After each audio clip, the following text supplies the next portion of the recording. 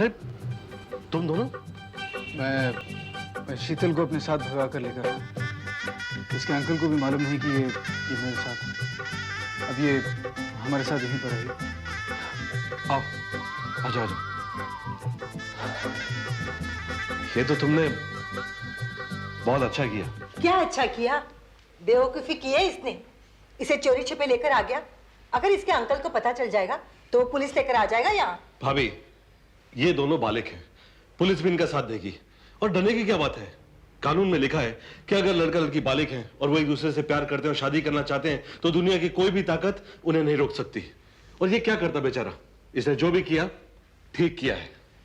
वो तो ठीक है, लेकिन इसने जो भी किया है मुझे नहीं अच्छा लगा है। माँ, अगर मैं इसे अपने साथ लेकर नहीं आया होता अब तक इसकी शादी पक्की हो चुकी होती। और ये तो अपने आप को मारने पर तुली हुई थी। हाँ आंटी, ये बिल्कुल ठीक कह रहा है। मैं सचमुच अपने आप को खत्म कर लेती। अब चाहे जो भी हो, मैं वापस अंकल के घर नहीं जाऊंगी, क्योंकि मैं अपनी मर्जी से खुद इसके साथ आई हूँ। तुमने गलत किया है। भले पुलिस और कानून हमारा साथ दे, लेकिन खानदानी लोग ऐसा नहीं करते। तुमने ये गलत किया है। दुनिया जो चाहे करे, जो चाहे कहे, लेकिन हमें अपने खानदान की परंपरा को, खानदान की रीति रिवाज को नहीं तोड़ना है। हमारे खानदान में बहुएं विदा करके आती हैं, भगा कर नहीं लाई जाती हैं। मैं इसे यहाँ रखने की बिल्कुल इजाजत नहीं दूंगा। तुम अभी इसी वक्त घर वापस छोड़ के आओ। ये आप क्या कह रहे हैं डैड? बड़ी मुश्किल से मैं इसे यहाँ पर लेकर आया हूँ। तू इसे कैसे भी लेकर आया हो, लेकिन इस तरह से इसे मैं अपने घर पे नहीं रखूंगा। अगर इसे हमने अपना लिया तो लोग दीवान परिवार का मजाक उड़ाएंगे कि इनके घर एक बहू भाग कर आई है, और जो हम नहीं चाहते। लेकिन डैड ये तो पॉसिबल ही नहीं है। अगर मैं इसे वापस छोड़ने जाऊंगा तो बात और भी बिगड़ जाएगी। इसके अंकल हमारी शादी कभी नहीं होने देंगे। देख बेटा, अगर तेरी किस्मत में इसके साथ शादी होना है तो जरूर होगी, और अगर नहीं है तो नहीं होगी। ये तो गलत बात है भैया। सुमित तू चुप रहे। तू क्या सोच रहा है? इसे वापस छोड़ के आ। आकाश, तुम तो बहुत भरोसे के साथ मुझे यहाँ लाए थे। अब देखो, तुम्हारे खानदान वाले तो मुझे अपना ही नहीं रहे। नहीं शीतल, ऐसी बात नहीं है। ये सब लोग तुम्हें बहुत पसंद करते हैं, लेकिन यहाँ पे बात खानदान की है ना।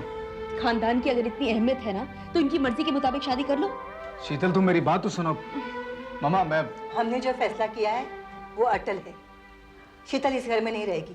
जाओ, इसे अपने घर छोड़ के आ जाओ। आप मेरी बात तो सुनिए। मैंने कह दिया ना कि शीतल इस घर में नहीं रहेगी। जाओ, तुम इसे छोड़ के आ जाओ। चलो शीतल।